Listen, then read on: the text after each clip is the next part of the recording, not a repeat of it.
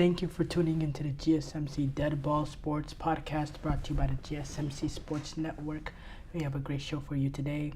We will be covering some potential issues brewing between Jalen Smith and A.J. Brown as the Eagles' passing game continues to struggle. We'll discuss the Seahawks and whether or not they're the clear favorites to win the NFC West. We'll be discussing the biggest NFC contenders besides the Eagles and the Lions. We'll discuss today's Champions League fixtures. And please stick around for the end of the show where I'll be giving you my reaction to today's NBA Cup quarterfinals. If you have a question during the show, we want to hear your input.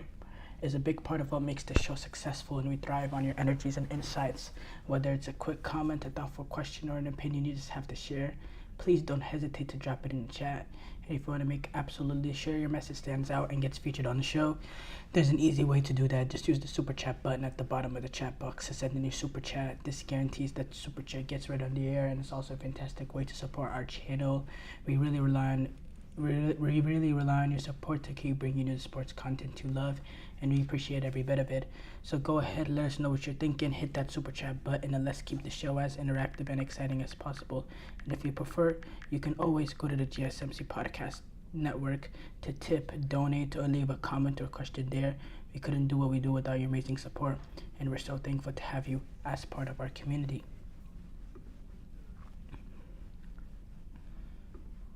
We have to start off though with some issues brewing between A.J. Brown and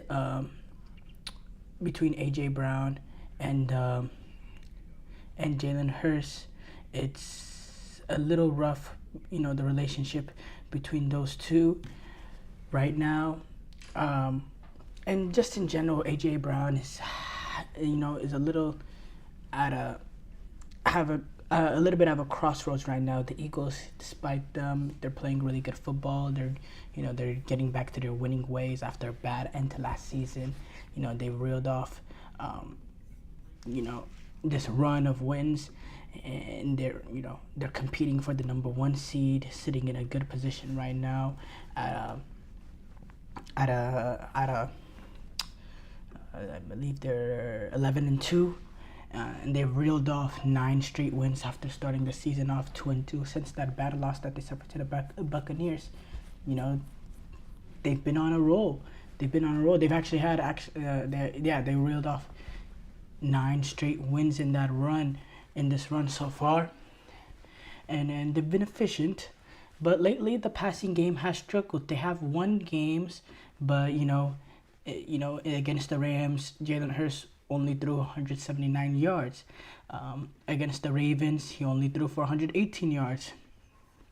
And then this past week, he only threw for 108 yards, Jalen Hurts has. And despite, I wouldn't say he's playing bad football or anything, close to that, not really dominating the game offensive-wise. The last time he was over 250 yards this season, the last time he was over 250 yards this season, you have to go all the way back to October 13 versus the Browns. That is 8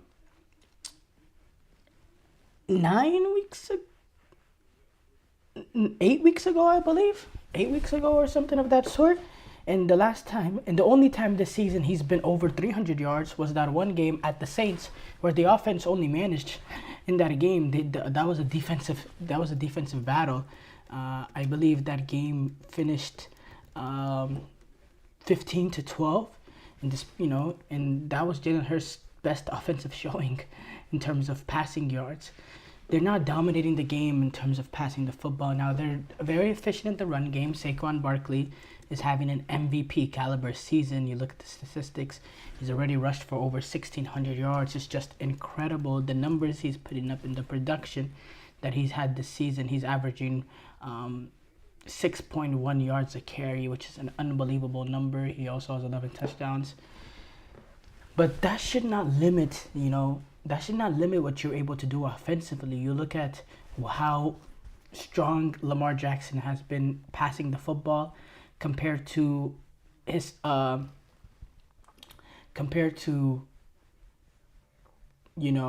fact that Derrick Henry has had 1,400 yards this season. Still, it's impressive what he's been able to do. Lamar Jackson, we're not getting that from the Eagles passing game. And then it led to some, interesting comments after the game. Um, A.J. Brown, when they were asking him what's the problem with the offense, he says passing. Then there was also a very, very interesting tidbit that came out this morning from Brandon Graham. He was one of he was on one of the local Philly radio stations, and I believe it was actually this might have been yesterday, but he had some interesting comments referencing the Jalen Hurts A.J. Brown relationship. Brandon Graham, who is one of the team captains of Philadelphia, and he was out injured. Actually, he's out injured this season. He was on a radio show, and he said, "I don't know the whole story, but I know that 1 is trying. 11 could be a little better with how he responds to things. They were friends, but things have changed, and I understand that because life happens. But on the business side, we've got to make sure we don't let the personal get in the way of the business, and that's what we need to do better." And he basically insinuated there that the personal relationship between the two has deteriorated from where, it might have been at the start of A.J. Brown's reign at Philadelphia, which there's no real surprises there. I mean, quarterback-wide receiver relationships, it's pretty common that they end up deteriorating over time. Speaking of another big one, we're just, looking at A.J. Brown and not A.J. Brown, Terrell Owens and Donovan McNabb. This is also another Philadelphia tandem. Shows it can start off really, really well, but it can deteriorate. And I think we've seen that a little bit with Jalen Brown, with A.J. Green and Jalen Hurts, or A.J. Brown and Jalen Hurts. And yeah, I can't believe what we're seeing. Look, I don't like A.J. Brown making it all about the passing game struggles after they win the game, and how he looks almost dejected after a game, after a win, after going up 11-2. But obviously, it's really, really disappointing when your passing game is struggling the way that you are. A.J. Brown's production has gone massively down. And this is not an A.J. Brown that's, lost a step or anything, but he only has 836 yards this season, but he's averaging 17.4 receptions, or he's averaging 17.4 yard per reception. This is an A.J. Brown that's consistently in the high, his last 2 seasons, he's had 1,400 yards. He's nowhere near on pace to get 1,400 yards this season. So obviously he's very, very frustrated with everything going on. And yeah, it's something him, Jalen Hurts, what's the last, and Kellen Moore, they need to come together. They need to figure out to be more, whether it is being more balanced in terms of the run pass proportions, maybe getting more opportunities to A.J. Brown early so he could get more touches. Because it's not also, by the way, it's not just A.J. Brown who's, not better, who's taking the downside of it. It's also Devontae Smith. This is Devontae Smith. He's only had 553 yards this season. This is also Devontae Smith that's had at least 1,000 yards in the last 2 seasons. He doesn't seem on pace to get anywhere near that as well this season. It's just been a lackluster year in terms of the Eagles' passing offense, and the way that they got the run game going makes the team a whole lot more dangerous. But in the playoffs, you're gonna need to be able to push the ball down the field. You're gonna need Jalen Hurts to have a big game. You're gonna need A.J. Brown to be on his best game. You're gonna need Devontae Smith when they're doubling A.J. Brown and they need to make a play on 4th down to save the season. So they got to get this passing game going. They need to build some sort of momentum. And the great thing about it, if you're a Philadelphia Eagle, if you were an Eagle, is that you have time. You're 11-2. You're not playing in must-win games down the stretch, week in, week out. Like, other teams that are competing for playoff spots or playoff positioning. Well, yes, you're still competing for the number one seed, but you have room for some experimentation, for some figuring out, how to get the passing game going. You have more room to take more risks in these upcoming regular season games because the passing game has to improve. The passing game has to absolutely improve for them to take the level where they want to be as legitimate Super Bowl contenders. They have to be much better throwing the football. Is everybody in the world blind? Please, Lord, give me a sign, a sign. I feel like I'm losing my mind. Is everybody in the world blind?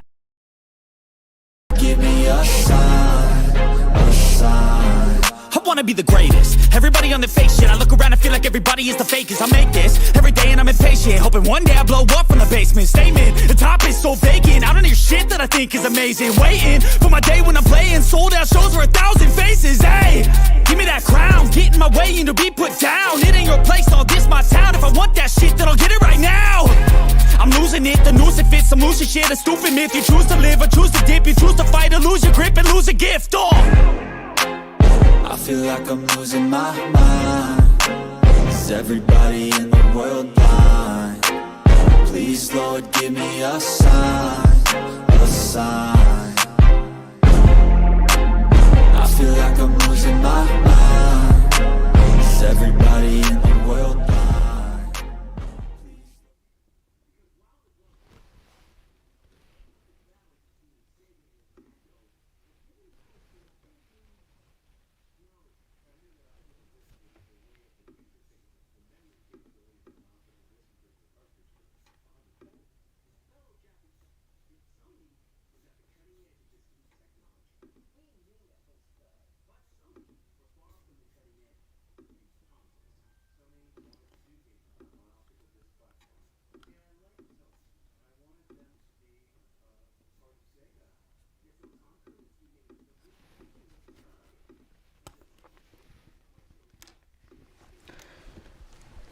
Before the break, we discussed the potential issues brewing between Jalen Smith and A.J. Brown. We move on to discuss the Seahawks and whether they are the clear favorites to win the NFC West.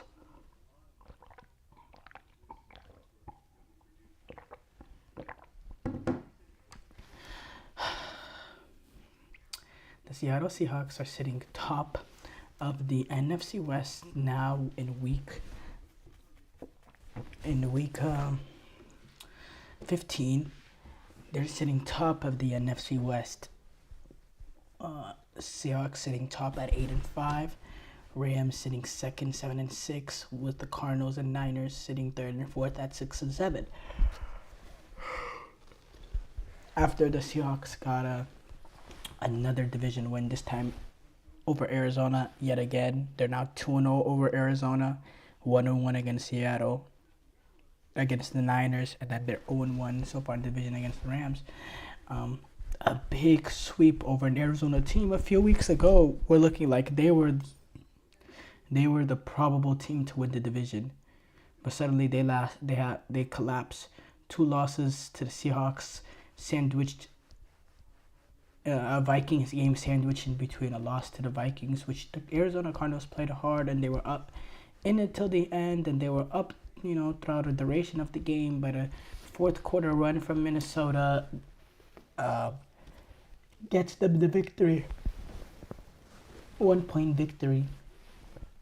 And yeah, now Arizona on a 3-game skid, and suddenly they go from favorites to winning that division and then now extreme outside looking in, because the Seattle Seahawks now have the tiebreaker over them. There's a 2-game differential between the two. The Niners is a little bit different story in the fact that they won their game. They destroyed the Bears. They have a 2-game, difference between the Seahawks, but the Niners, the Seahawks don't have a head-to-head tiebreaker. So that third tiebreaker will come in division record, which, the Niners, let's say they take care of the Rams and Cardinals, which, realistically, the Niners are going to have to win out to, get into the playoffs as a division winner. They're going to have to win out. I don't see Seattle dropping,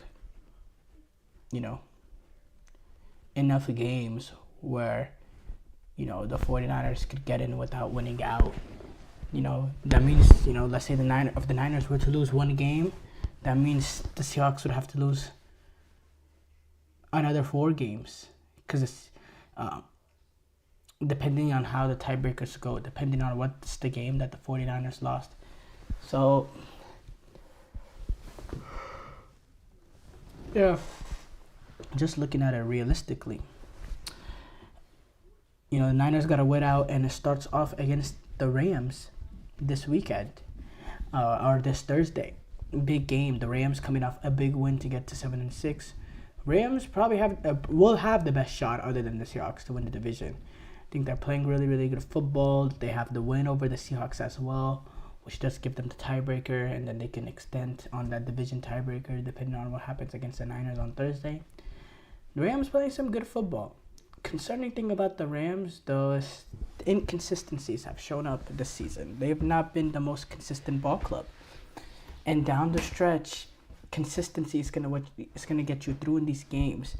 And what we saw, of them in that Seahawks game, they were pretty lucky to win that game. They ended up having a few red zone stops, that interception that completely changed the game. By Geno Smith in the red zone on the goal line situation. And then it having to take Matthew Stafford, Herculean effort in overtime, winning touchdown, just to scrape past the Seahawks. I'm not the biggest. I'm not the highest on the Rams like other people are. I still think they're a really, really good team, and I think at their peak, the Los Angeles Rams is the best team in the NFC West and is a perennial contender in the NFC to potentially make it out of the NFC. But at their worst, they can lose to some bad teams and they can play some bad football. It's just confusing to me, They'll have 1 week like this, and then the next week they'll get shut down by the Miami Dolphins, who are a decent team, yes, but just completely shut them down on their home field. We know what Miami is in those games that really matter, like those bigger games. We know Miami don't tend to show up. And what they did, I was really disappointed with the Rams in that Monday night game. The way that they lost to the Bears as well.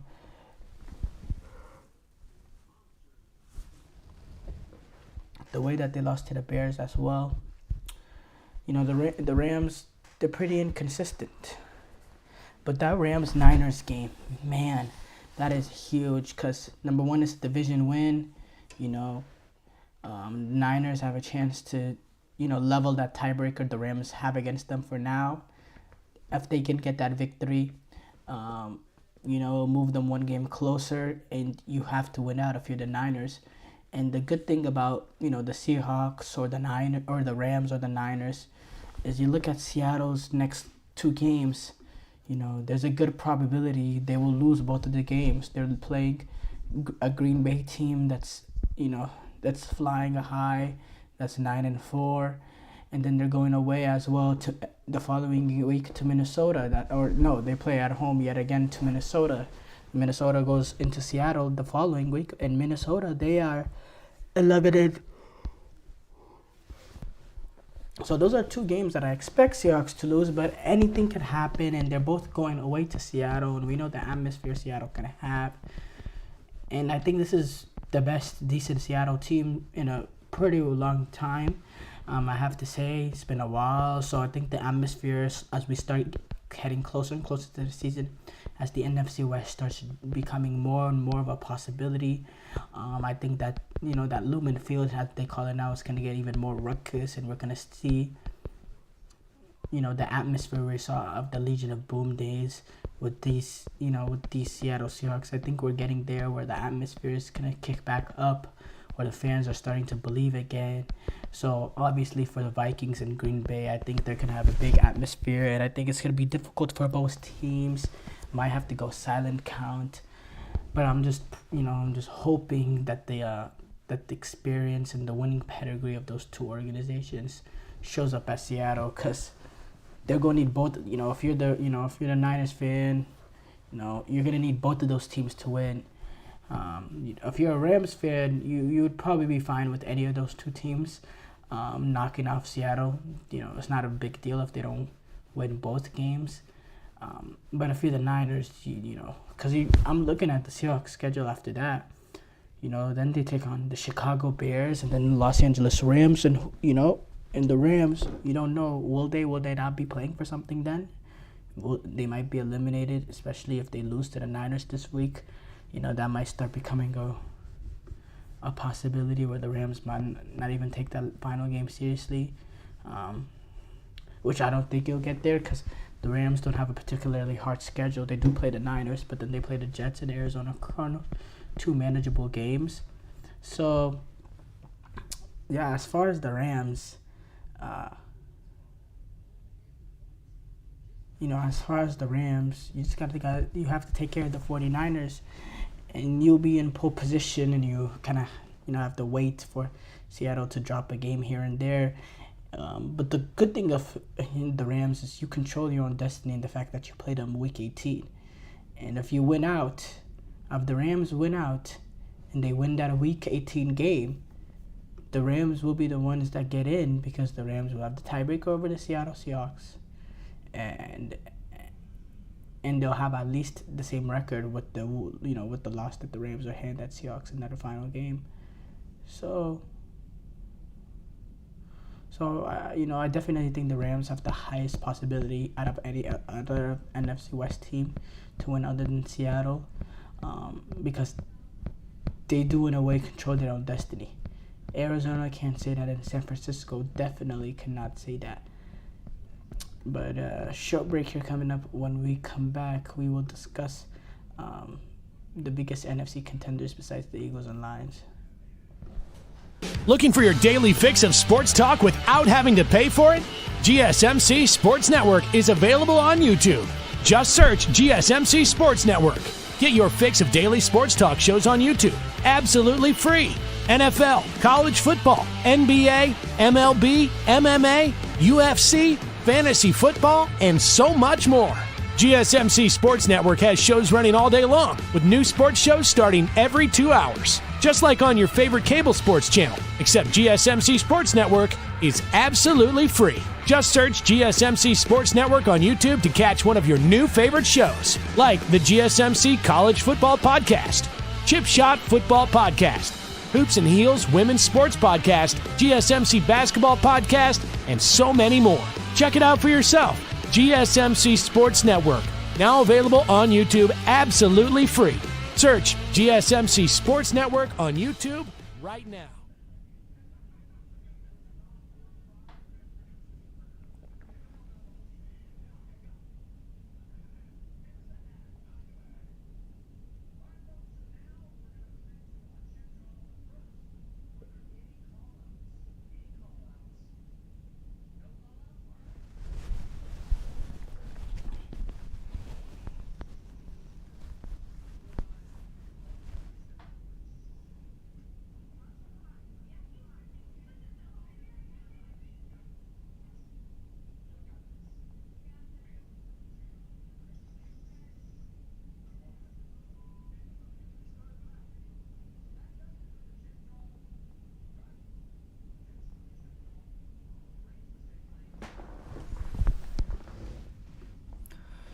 Before the break, we discussed the Seahawks and whether or not they're the clear favorites to win the NFC West.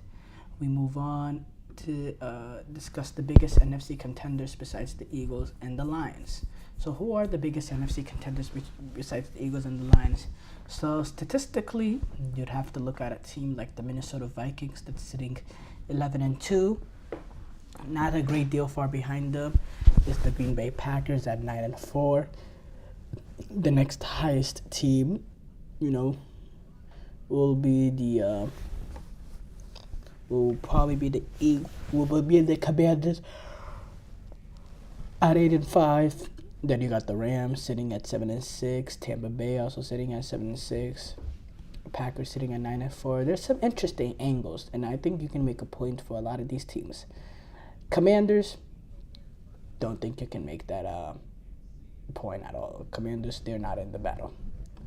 I do think the Vikings, Packers, Rams, and Buccaneers all have a say in this, I have to say. As far as the Rams, we saw how tight they got in last year's playoffs against the Detroit Lions team that could have went to, that you argue should have really went to the Super Bowl with that big lead that they had at San Francisco.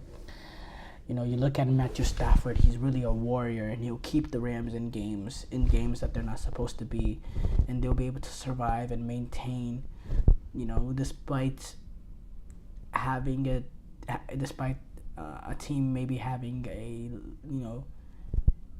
less of a whole unit than what the Rams have.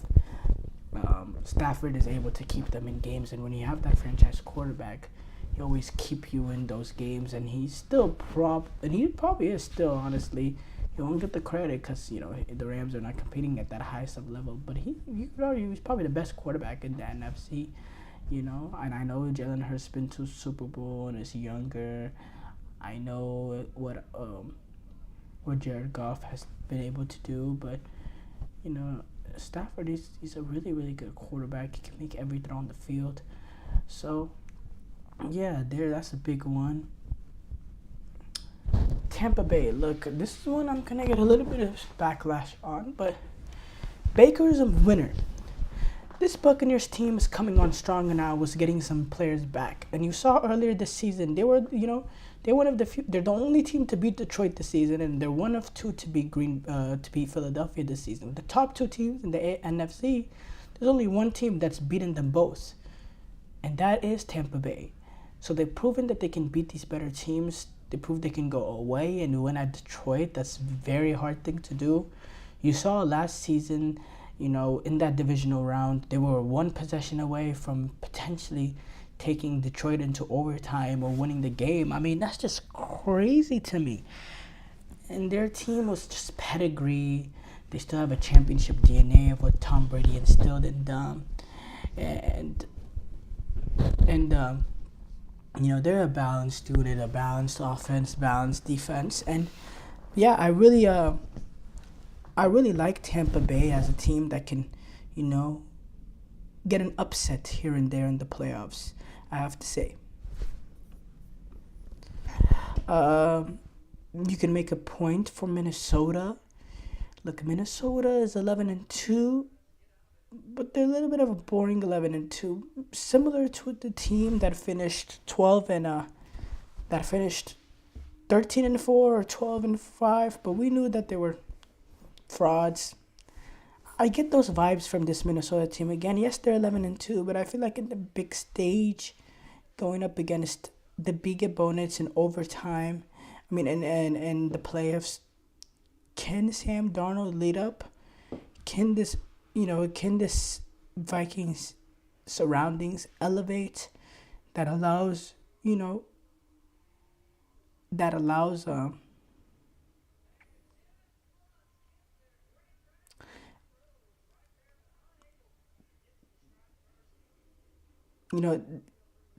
them to play at a high level in this high-stake environment?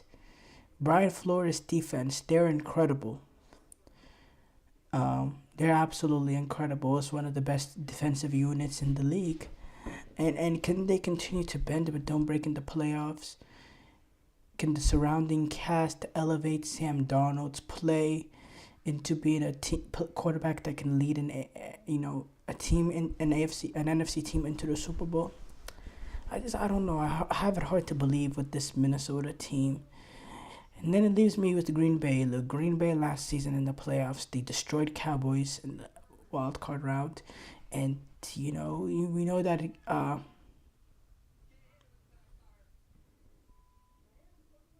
then we know what they the fight that they put on the 49ers in that divisional round. This Packers team is led by a winning quarterback in Jordan Love. They have a winning head coach in Matt LaFleur, what he's been able to do from a play calling perspective. And they have an opportunistic defense, a solid defense as well. And they'll have the they have the advantage of having a quarterback who's not afraid to make the plays necessary on the road. From what we saw of him against the Dallas Cowboys in his first ever playoff game and against the 49ers, showed some real poise, showed some real character, strength of character, guts to do what he did in that game against the Dallas Cowboys, to make some of the throws, to throw with no fear, what he did on multiple platforms. He's really someone with high dosage of confidence, which can be a good and bad thing, because it can be a great thing because you see, the playoff game, and that's a prime example of why it can be a really, really, really good thing. Or it can be a bad thing. Up till a few weeks ago, he's throwing an interception in every game of the season. And sometimes, when you have that ultimate belief all the time, you can become a little bit of a gunslinger to a detriment, where you give the other team extra possessions. And he was doing that quite a bit this season.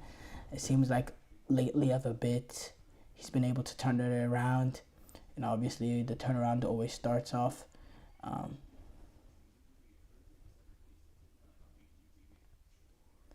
in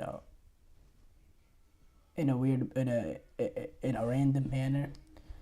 But yeah, he's incredible. But overall, regarding NFC teams, regarding NFC teams, I think any of those 4 teams could knock out the Eagles. And I believe the Rams, if they're playing their best football, could definitely knock off the Lions. I think Green Bay, they showed they can compete with Detroit, at least in the first game. I believe I didn't think they competed at a good enough level. I think they were outboxed. They were knocked out. They were knocked out on Thanksgiving. They were able to get some offense going after that first quarter. So I think they could, I think they can cause Detroit issues as well. But it's difficult. I think I'm gonna slightly lean the Rams. I think they are the biggest NFC contenders besides the Eagles and Lions. Despite their inconsistency, they have Matt Stafford, they have Sean McVay. Not many experienced coaches that's won a Super Bowl in the NFC. Mike McCarthy, he's one. Sean McVay is another. And I believe those are the only 2 in the NFC. I could be wrong, though. I could be wrong. And we're not going to see Mike McCarthy in this playoffs. So I think they'll have that experience of having a top head coach that's won a Super Bowl, that's rebuilt this offense around Matthew Stafford. And then you have the reemergence of Cooper Kupp and Puka Nacua, that wide receiver tandem. And then you got to pick and choose because we know Sean McVay can dial up anything in any given moment that can leave defensive off guard. It's really a head game with it's really a head game at this league, at this level. And short break here coming up. When we come back, we will discuss today's Champions League fixtures.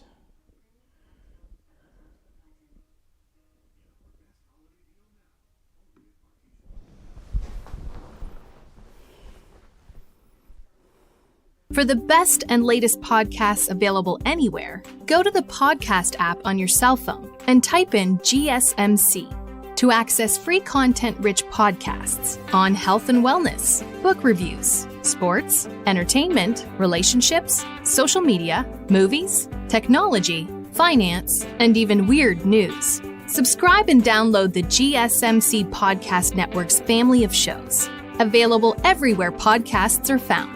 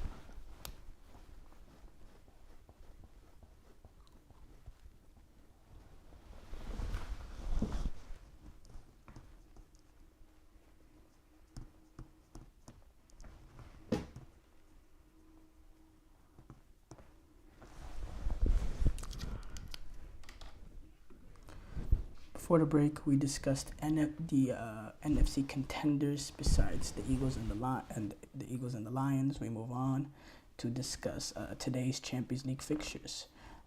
Interesting day in the Champions League.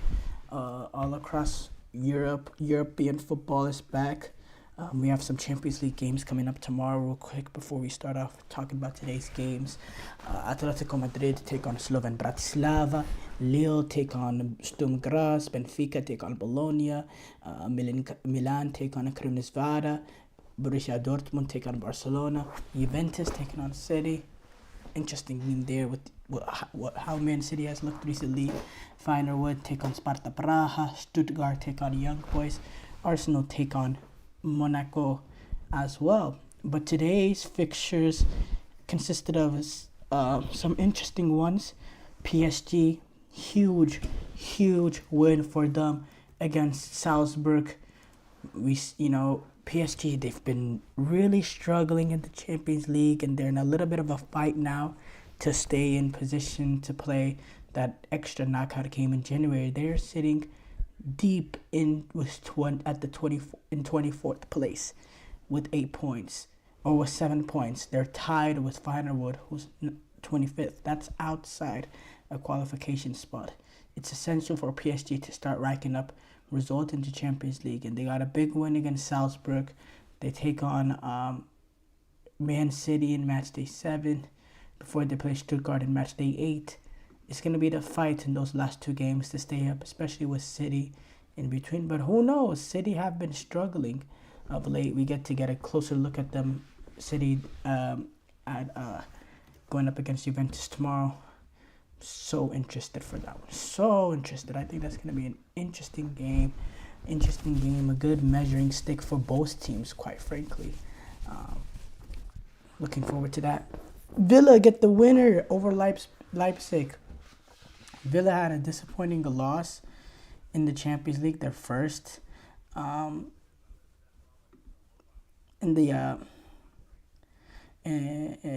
not the last round, but the round before. They also then afterwards drew with Aston Villa, with Juventus. So it was good to get back on the winning side of things in the Champions League, and they did it through a winning goal from Ross Barkley. Villa, what they've been able to do away against really good European teams like Leipzig. Leipzig, they're struggling. They're listed as a Pot 1 team, and they've really struggled in the Champions League this season. RB Leipzig does. They're now sitting in 34th as a Pot 1 team.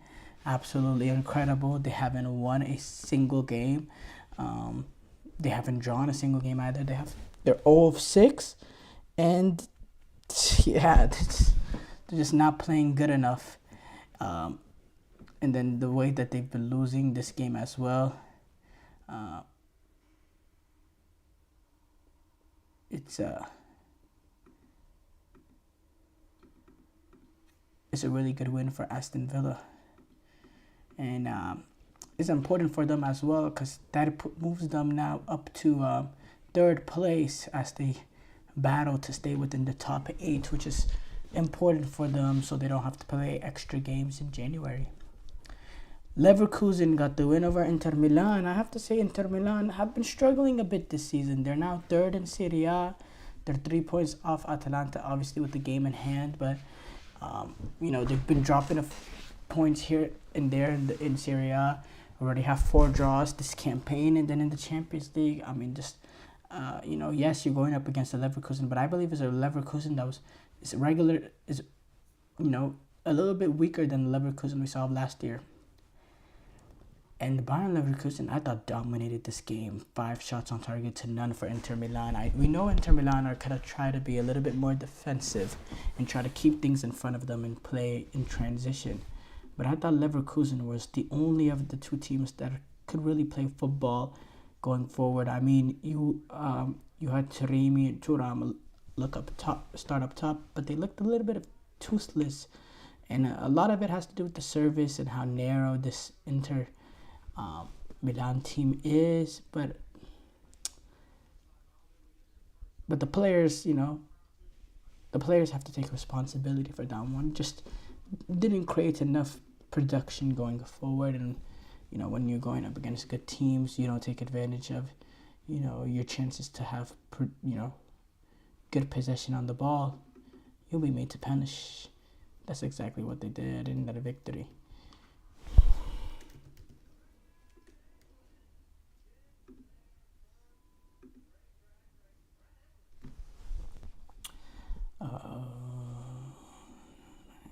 Bruges got a 2-1 win over Sporting.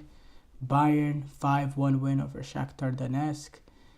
Brest 1-0 win over PSV. Speaking of Brest, they're sitting 5th place. They're also in a really, really good position to get a top 8 position. What an achievement that would be. Especially if we look at what they're doing in League One. They've been pretty poor in League One. They're 11th in League One. And it always amazes me how certain teams, they could be terrible in the year in the domestic league, but they'll still show up in Europe and they'll still make a good outfit of themselves. Like, the classic one is Chelsea when they won the Champions League in the 11-12 season. I believe they finished like sixth, I believe, that season, and their manager was on the verge of getting sacked if it wasn't for that Champions League final, and they won the Champions League. They also won the Champions League again, and they were 4th place Chelsea this recent Champions League they won under Thomas Tuchel. When Liverpool won it, I believe Liverpool were 5th or 6th as well. They weren't that strong of a team. It's always an interesting nugget for me when you see these teams that are really struggling at the domestic level show up in Europe and play at a different level, a different confidence. It's unbelievable to me, quite frankly. It's something I've never been able to quite understand, of course. But it's something I guess I've grown to admire and respect, how I guess the elevated pressure and the elevated intensity of playing in a European game, I guess, gets you playing in top football, top shape.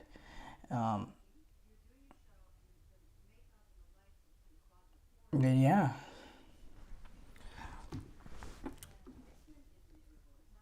But going back, last game I have to talk about Real Madrid. Zagreb, Celtic 0-0. Liverpool, they're continuing their perfect season. I mean, it's just been obviously not unbeaten or anything, but they've been so perfect.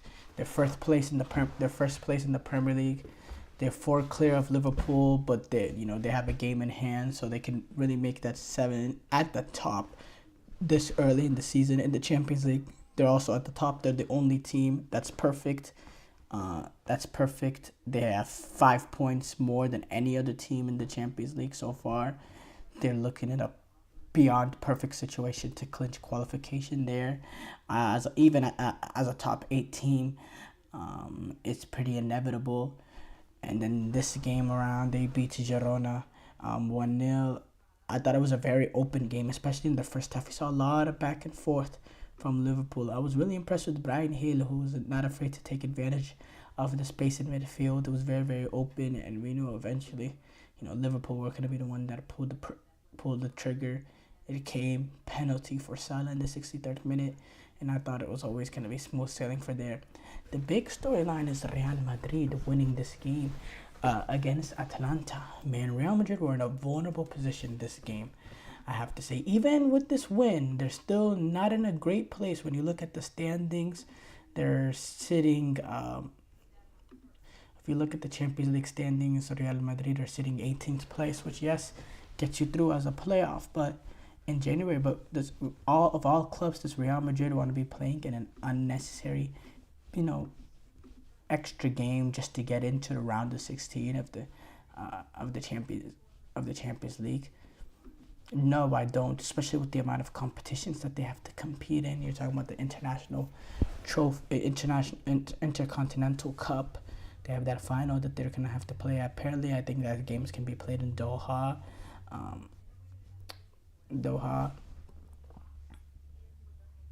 But Real Madrid, they don't want to be playing extra games. And it was a big win for them. Kylian Mbappe, he had a really, really good game. He scored that early goal, and I guess it was able to ooze some of the pressure that's been off later. I thought he exuberant more confidence as the game went on. I thought Atlanta played a pretty good game, and they were very unfortunate not to get that equalizer later on. Mario Retegi, point blank range, couldn't, get the power correct on the tap in. It ends up going over the bar, and it's little fractions like that. Because look, I thought Atlanta did a good job responding not only to Mbappe's goal in that first half, but later on the second half with Vinicius and Jude Bellingham. I think Real Madrid played a complete game, and they haven't played much like that in a while. I thought defensively they were open here and there, but that's always gonna happen, But what Mbappe did was absolutely special, with that goal, and also relieves the pressure as well. I hope this is, or I don't hope, but if you're a Real Madrid fan, you hope, I guess, this is more of what's yet to come from Kylian Mbappe at his reign at Real Madrid, because he has been really, really, really struggling.